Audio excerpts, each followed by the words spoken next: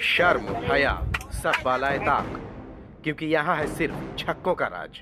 क्योंकि अब हम आपको एक ऐसी वीडियो दिखाने जा रहे हैं जिसे सुनकर और देखकर आप शर्म के मारे अपने कानों और आंखों पर हाथ रखें। रेलवे में छक्कों की दादागिरी अपने उरूज पर पहुंच चुकी है, जिसकी जीती जागती हकीकत ये वीडियो बयान कर रही है।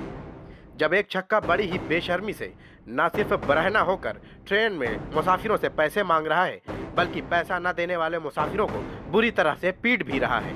ये हकीकत है बुलेट ट्रेन का सब्ज़बाग दिखाने वाली भारतीय रेलवे के उस दर्जे की, जो तलाश माश के लिए टिकट लेकर ट्रेन के उस डब्बे में पहुंच तो जाता है, लेकिन ट्रेन के इस सफ़र में उसे किस किस तरह की दुश्वारियों का सामना करना पड़ता है, उसकी हकीकत ये वीडियो बयान कर रही है।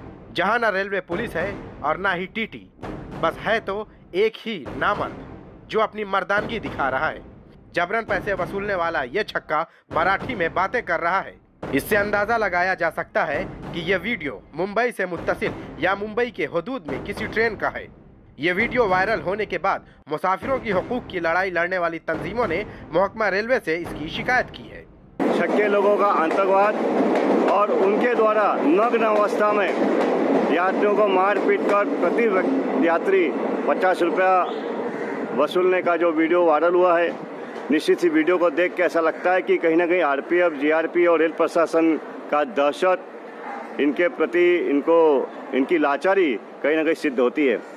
इससे पहले भी रेलवे में मुसाफिरों को तंग करने और उनसे जबरन वसूली करने को लेकर रेलवे पुलिस ने कई छक्कों को गिरफ्तार किया था।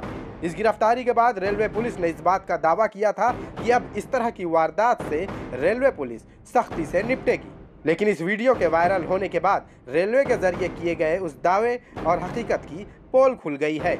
मुंबई से ईटीवी भारत के लिए शाहिद अंसारी की रिपोर्ट।